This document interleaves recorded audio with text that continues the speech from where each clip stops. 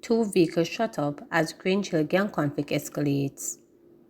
Two vehicles were shot up by bike-riding thugs along the Corliss Main Road in Westmoreland Tuesday morning as gang conflict continued to escalate in Grange Hill area of the parish. Deputy Superintendent of Police Dean Watson confirmed the incident that it happened about 10 a.m. and that no one was injured. The area has been tense over the last couple of days. The police are trying their best to restore law and order by deploying additional resources to the area. There are long-standing feuds, gang-related activities, people fighting for township and territory. Presently, we are doing an assessment of the ongoing violence, and we are in the affected areas working together towards returning to normalcy. The ongoing gang violence claimed 5 lives in the past week, and residents, especially in the Belle section of the community, the reported stronghold of the Kings Valley gang, are running scared. Residents who live in Crowder, the alleged home turf of the Anspaws, are similar concern.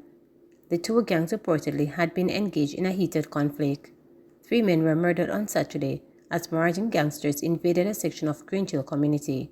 On Sunday, Shaquille Forrest was killed in Little London, and on Monday, 25 years old Norman Shortman Blackridon, who was riding his motorcycle in the vicinity of Belle Road when he was ambushed and shot multiple times. Grange Hill Primary dismissed after gunmen reportedly threatened to shoot up school. Parents were sent scampering as they grabbed their children from the Grange Hill High School in Westmoreland after it was alleged that gunmen threatened to shoot up the institution on Tuesday morning.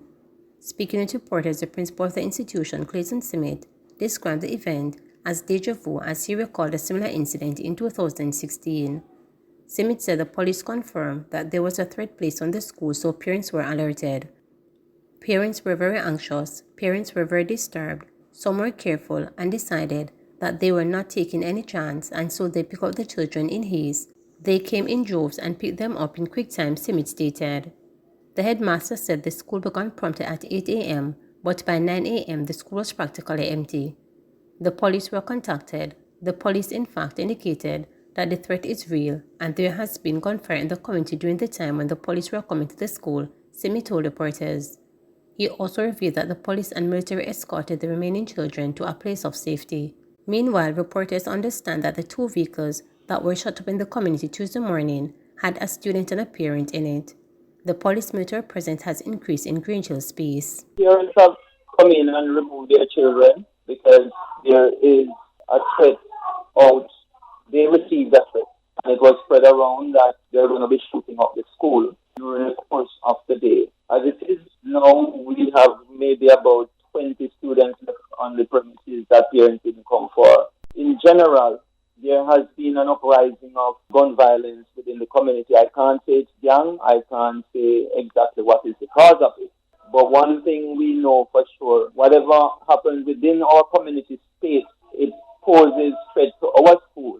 But this is the farthest it has ever gone where somebody has said that they will shoot up the school. We are not taking any chances. I have spoken to my superiors, and the instruction is simply examine the situation and dismiss as necessary. Can't tell you because we have to take it one step at a time. The parents will determine, even if we open school, the parents may not send them out. So we await further examination of the issue and make a decision. We have children and parents on WhatsApp groups and so forth and so on. So it's easy to send a message out to say this is what we are doing.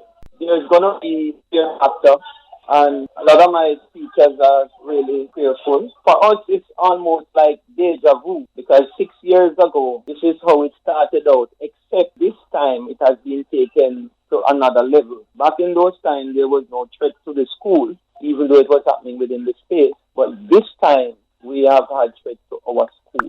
And so exactly it's happening and what we are going to do, we don't know. We just have to wait and see. Fire investigators to probe suspected firebombing which killed 4 in St. Catherine. Fire investigators will launch a probe into the suspected firebombing of a house in Central Village, St. Catherine, which resulted in a rapid-moving fire that caused the lives of 4 people, including a little boy. Superintendent Dennis Lawrence, Divisional Commander for the St. Catherine Fire Department, made the disclosure on Tuesday following the early morning fire, which killed a mother, her 2 daughters, and her grandson. Superintendent Lawrence told reporters that the firefighters from the Spanish Town Fire Department got to the house about 1:54 after receiving a call 10 minutes earlier. They called for a second unit, which responded from the Waterford Fire Station. He reported that once the fire was brought under control and firefighters conducted cooling down operations, the bodies of the 3 victims were found on the veranda and the 4th was found in the bathroom. During the firefighting operation, they observed that 3 bodies were lying on the veranda. They were able to bring the fire under control and implement cooling down operations. On entering the building, a 4th body was found in the bathtub in the bathroom. Apparently, that person was trying to use the water to maybe ease the heat off her, but she died in the bathroom, Superintendent Lloyd stated.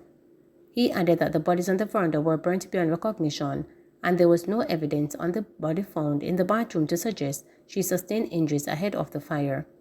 I think it seems what happened is that they reached the grill and could not get out, and the other lady, she went to the bathroom maybe trying to be safe in there, but the fire spread very rapidly, destroying the entire structure, the superintendent theorized. The identities of the deceased have not yet been released. He told reporters that considering the sturdy structure of the house, which is made out of concrete and steel with a zinc roof, it is puzzling why the fire burnt as rapidly as it did. As a result, fire investigators have been called to conduct a probe into the origin of the blaze. Reports were that the house was set ablaze sometime after 1 a.m. Residents in the area reported they heard screams coming from the house where the incident happened. This is the second suspected firebombing incident in Central Village in the last 24 hours. Recently, a man was killed and his house set ablaze.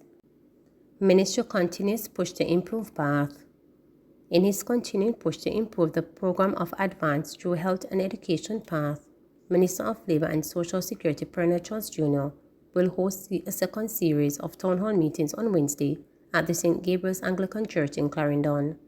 The town hall meeting today will underscore a pivotal focus on engaging with existing party beneficiaries and local organizations to gain optimal feedback towards the transformation of the program. While pointing out that Clarendon is a parish with the second highest number of registered beneficiaries, Charles Jr. emphasized the importance of getting feedback from these individuals, numbering 33,530 as of December 2023. This town hall signifies a strategic opportunity to engage stakeholders in the transformation of the path through their invaluable insight from experience, stated Charles Jr. The town hall will also welcome key stakeholders including non-governmental organizations such as Food for the Poor and local agencies, including the Social Development Commission and the Poor Relief Department, to provide necessary contributions to the ongoing discussion surrounding the improvement of path. The minister argued that partnering with stakeholders will fortify Jamaica's social safety net program and foster lasting relationships aligned with path objectives. This partnership is a step in a positive direction. The aim is to create lasting relationship between agencies whose mandate and commitment to socio-economic development directly align with the objectives of PATH, said Charles Jr. Our goal is to improve how we deliver the benefits of PATH to our people. This is why we are committed to implementing a strategic solution that will foster a more responsive, effective, and progressive program addressing the immediate needs of the poor and vulnerable families across the island, Charles Jr. added. During the inaugural town hall meeting held in Brownstone, St. Anne on January 31st, the ministry actively involved residents, through leaders, and representatives of educational institutions across the parish in discussion regarding areas of the program requiring transformation. Following those discussions, the ministry unveiled plans for strategic initiatives aimed at improving the data collection process and enhancing monitoring and evaluation mechanism to sustain the program's effectiveness. Please remember to subscribe, like, share, and click the notification bell for daily updates.